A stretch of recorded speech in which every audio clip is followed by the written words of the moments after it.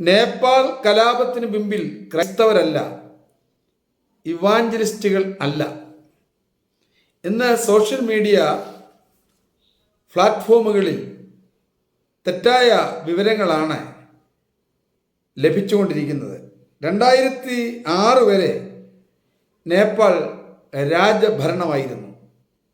ഈ രാജഭരണം മടുത്തിട്ട് ജനങ്ങൾ നേപ്പാളിൽ ജനാധിപത്യ ഭരണത്തിന് തുടക്കം കുറിച്ചു. 2008 ജനാധിപത്യ ഭരണം അവിടെ രൂപം കൊള്ളുന്നത്.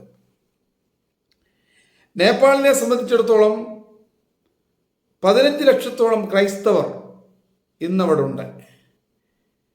രഹസ്യസഭകൾ, ഹൗസ് ചർച്ചുകൾ നേപ്പാളിൻ്റെ അങ്ങോളം ഇങ്ങോളം വ്യാപിച്ച് കിടക്കുകയാണ്.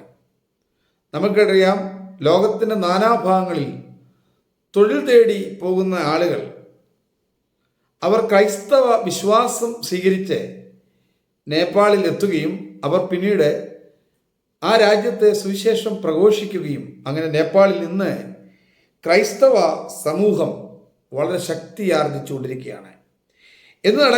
നേപ്പാളിൽ നടക്കുന്ന കലാപങ്ങളുടെ പിമ്പിൽ ക്രൈസ്തവരാണ് എന്ന തെറ്റിദ്ധാരണ വ്യാപകമായി പരക്കുകയാണ്. അവിടുത്തെ പ്രസിഡന്റും പ്രധാനമന്ത്രിയും ഉൾപ്പെടെ ഓടിപ്പോകുന്ന രംഗം വാർത്താ മാധ്യമങ്ങളിൽ നിറഞ്ഞിരിക്കുകയാണ്. അത് രഹസ്യ ക്രൈസ്തവ നേതാക്കന്മാരാണ് ഇതിന് നേതൃത്വം നൽകുന്ന തെറ്റായ വ്യാഖ്യാനം ഇന്ന് വ്യാപിക്കുകയാണ്. യേശുവിൻ്റെ ശിഷ്യന്മാരോ സുവിശേഷ പ്രസംഗരോ കലാപത്തിന് തിരികൊളുത്തുന്നവരല്ല.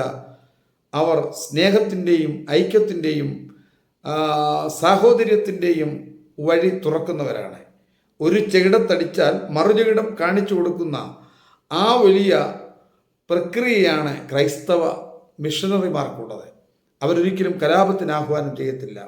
സമാധാനം ലോകത്തിൽ സൃഷ്ടിക്കുന്നവരാണ്. അതുകൊണ്ട് ഒരിക്കലും ക്രൈസ്തവ വളർച്ച അതിവേഗം നേപ്പാളിനെ കീഴടക്കിക്കൊണ്ടിരിക്കുന്നു എന്നത് സത്യമാണ്. അതുകൊണ്ട് തെറ്റിദ്ധാരണ പരത്തുന്നത് നാം വിശ്വസിക്കരുത്.